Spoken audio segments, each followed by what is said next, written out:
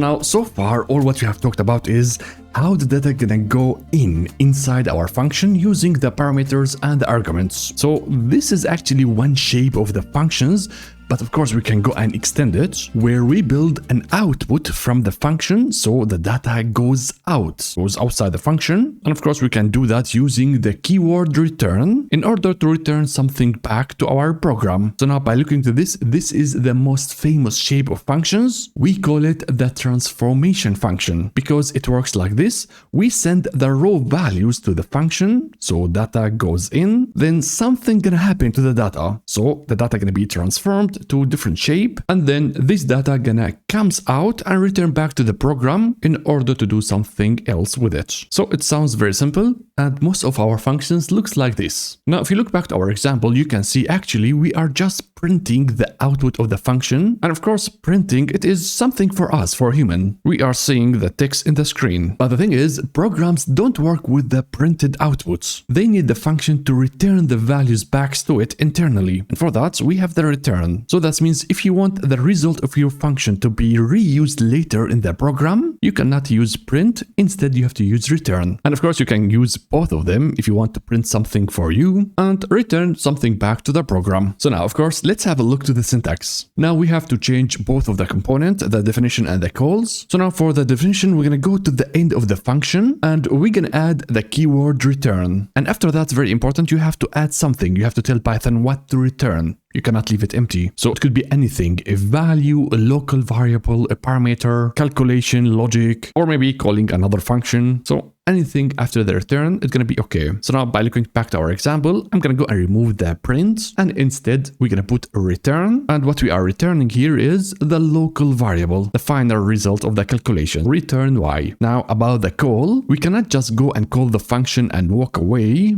We have to store the returned value somehow, right? And of course for that we usually use variables, then assign for it the function call. So now whatever the function returns back, it's going to be stored inside this variable. And of course this is amazing because now we can go and do something for this output, like maybe go printing it or do something else. So now let's understand how this can be executed behind the scenes. So as usual, Python gonna execute it from the start. We're gonna go and define the function without executing it by creating the object function in the memory, where we have inside it the name, the body, parameters. So that's it for the definition. Then Python gonna go to the next line where we have the global variable and the call. Now since we don't have the value yet, Python gonna go and execute the right side. So it's gonna go and execute the call by first assigning the argument to the parameter, and then it's gonna go inside the body and start executing it step by step. Here we have a local variable and an expression. So it's gonna go and grab the parameter value, multiply it by 2, we're gonna get 6. And now Python gonna go and create a local variable y and assign for it the value 6. Then Python gonna go to the next line, and here it's gonna see a return. And after that we have the variable. So now Python gonna go and grab the value of the local variable y, so the 6, and then it's gonna send it back. It's gonna return it back to the caller, so that we have z is equal to 6. But of course before doing anything else, it's gonna go and clean up. It's gonna go and destroy the local variable and assign the parameter. Now we have everything, and with that Python gonna go and create the global variable, the z, and assign for it the value 6. And now we can reuse it as we want. So for example, we go and print it. It's gonna grab the value from the memory and put it in the output. So now my friends, as you can see, you have now the full big picture on how everything works together. The input, the arguments, the local variables, the global variables, the output, the return, and it's pretty easy, right? So everything makes sense. But there is one small thing before we go to practice. Actually in Python, if you don't specify a return, still Python gonna send something back to the program, by the way. And you might say, what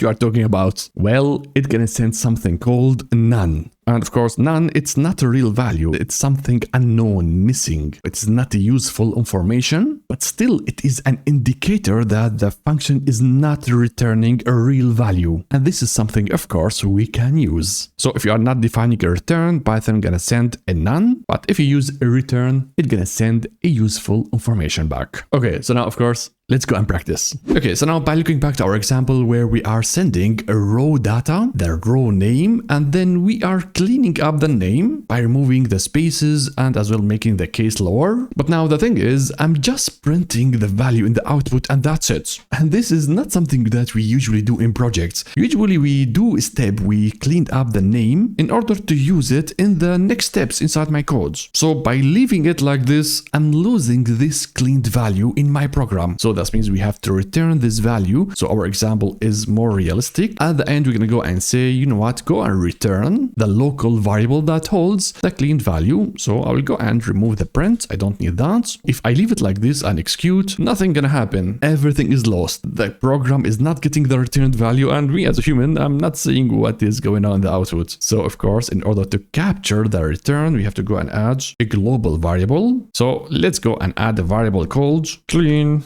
name equal, and then assign for it the whole call. Now, let's go and execute it. Of course, we are not seeing anything because we are not printing, but at least my program is getting something back. Now I'm going to go and print our new global variable. So the clean name, as you can see, we are getting Maria. So not only me, I'm seeing the value, and as well, my program is storing the output of this function. So actually that's it. I'm really happy about the example. Now it looks perfect. Data goes in, we do transformations, and then we return the data back. Now I would like you to test something, like for example, I will remove the return. So my function is not returning anything, but still I'm trying to catch something from our function. So if I go and execute it, as you can see, we are getting none. So if you are not using a return, Python gonna send the none, it means nothing, back to the caller, and then it's gonna go and assign it, of course, for the variable so that you can see none. All right, now next, one more scenario about the return. Actually, we can go and use multiple returns inside the function definition. So let's have an example. You remember if I go and remove everything here from the arguments and say I would like to send an empty string. Now, if I go and execute it, what's gonna happen? I will not see anything in the output because it is an empty string. But now dealing with empty string, it is something really annoying.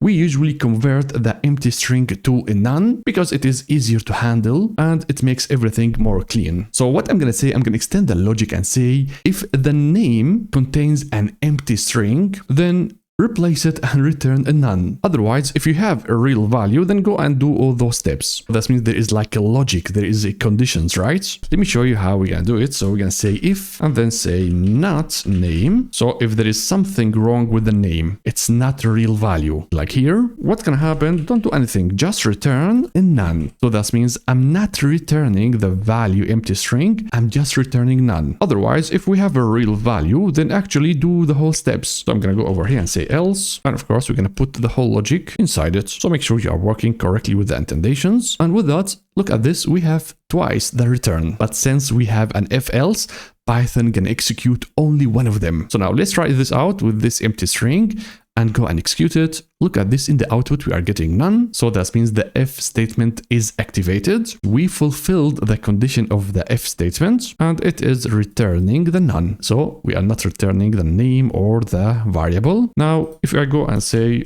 Maria like this and then execute, it is not fulfilling the condition because it has a real string value and it is going to the else. So it is processing the name and returning the process name. So that's it about using more than one return. Now there is another thing here, we are returning only one value, but actually we can go and return multiple values. So let's have the following example. I'm going to go and get rid of the conditional statements and then we will have this code. Now in this example, we are always switching the names to lowercase. Now what could happen is that I would like to see my value in both lower and as well uppercase. So that means my function should now return the same value twice, one with the lower and one with the upper. So how are we gonna do it?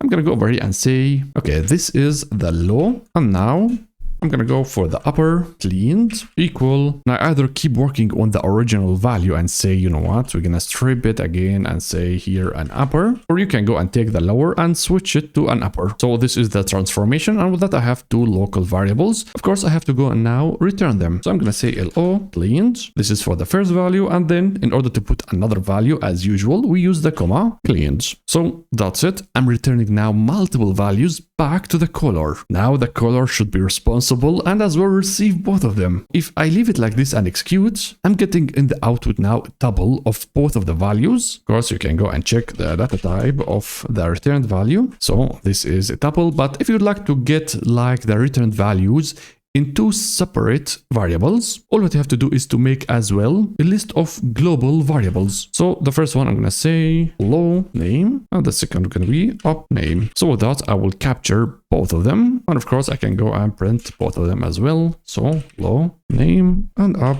name. So that's it. Let's go and execute. Look at this. I have two values. They are not in the tuple anymore. They are just normal string values inside my two variables. So this is how you return multiple values in one go back to the caller. So my friends, as you can see, we have different shapes of functions for different purposes, and you can see how the data flows inside the functions. So data goes in, maybe goes out, and of course, this depends on the scenario. So again, by looking to this, we could have a function that is just a block of code, nothing goes in, nothing goes out, or we could have a function that takes one input using the parameter and the argument, or another shape where you have a function that as well has an output. So it is returning something back to the program. That means data goes out. As well, we can have like multiple outputs. So we are returning multiple values back to the program. So my friends, you have the full control on how to design your function by using the parameters, arguments, and return. So you have the full control on how the data gonna flow inside your function. So my friends, I hope that you enjoy this type of content where I'm sketching how things works behind the scenes. This really takes a lot of time. So if you like it, support the channel by subscribing, liking, and commenting in order to reach nice people like you. By the way, around 70% of you are not subscribing, just watching. So take action, support the free content. And if you're still here, nothing left to say. Thank you so much for being here, and I will see you in the next video. Bye bye.